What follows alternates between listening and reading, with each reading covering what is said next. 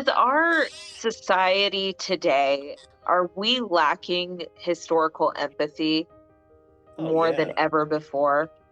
And how do we, because I homeschool my kids, and I look at them as they're going to be the future. They're going to be, they're going to be in society one day. And how do I teach them these subjects? And I do that for my followers too. How do I teach them these subjects and really convey an empathy for the 19th century? Because, that's what I see a lot of times in my comments. There is no, you know, that everything is judged by a 21st century standard. Hmm. And our standards are changing so rapidly in this day and age. I mean, things that were not acceptable 10 years ago are now being more, acceptable. You can't, be against certain things now because our society is changing.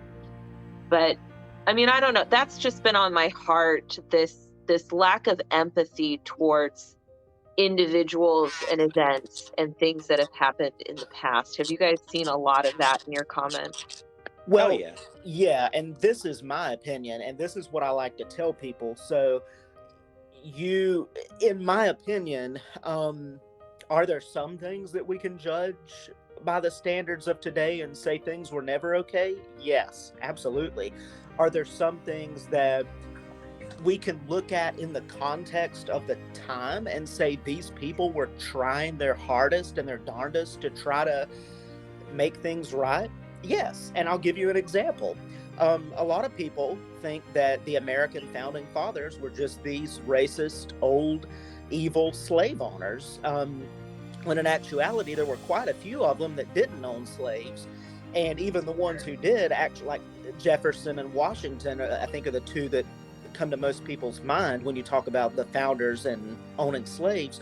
Even they knew that it was wrong. They knew that they were participating in a wrongdoing, and they were doing what they could to make it right. Now, this is what a lot of people don't understand because they're not taught it, or they're indoctrinated not to think this way. At the time of the American founding, slavery and conquest were two things that were predominant in the world, the entire world. Conquest and slavery were things that were going on all over the world. They were nothing uniquely American, not even remotely uniquely American. They were not. What is uniquely American is the fact that what is uniquely Western, I should say, is the fact that you have people founding a government on the basis of, these God-given ordained rights to life, liberty, and the pursuit of happiness, and them saying, you know what?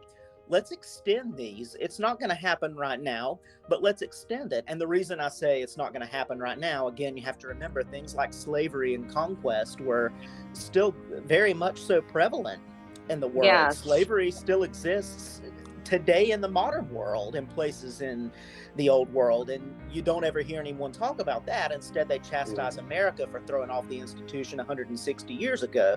But one quote, and I'm not trying to hog the screen here, but I have to throw this in.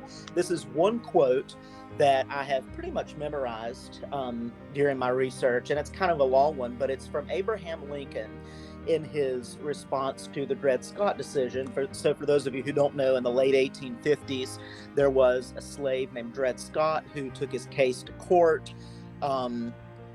And the Supreme Court, it's one of the most negatively received and controversial Supreme Court cases in American history. The Supreme Court basically sided against Scott and said that he was a slave, not a citizen. He had no rights. He had no constitutional rights to citizenship. And so at the time, the Democratic Party under Stephen Douglas was running with this. And Stephen Douglas took it upon himself to say, look, see, the founders, they didn't mean all men are created equal. That's not what they meant. They were saying only white men are created equal. And that's actually a point that the Democratic Party still spouts. And I know some people are not going to like to hear that, but it's true. Abraham Lincoln contested it. He issued a response to the Dred Scott decision. And this is one of the most brilliant quotes I've ever heard in my entire life, and that's a hill that I'll die on. He said, the authors of that notable instrument, he's talking about the Declaration of Independence, the authors of that notable instrument intended to include all men. They did not mean to declare all men equal in all respects. He said, and he's talking about the founders, he said they did not intend to say that all were equal in color, size, intellect, moral development, or social capacity, but they defined with tolerable distinctness those respects that they did consider all men created equal, and that is equal in certain inalienable rights, among which are life, liberty, and the pursuit of happiness. This they said, and this they meant. They did not mean to assert the obvious untruth that all were then actually enjoying that equality, nor yet that they were about to immediately confer it upon them, because they had no power to confer such a boon. They simply meant to declare the right so that the enforcement of that right would fall in as fast as circumstances should permit.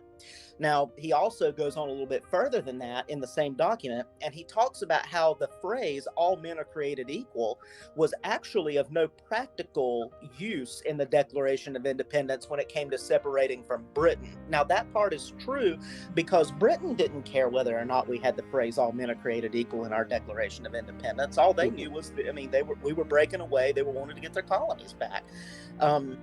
But what Lincoln said was, it was the genius minds of the founding fathers put that in the Declaration of Independence because they knew that there would be a time when people would try to come in and basically revert people back to the state of nature, into this hateful path of despotism, I think is how he referred it.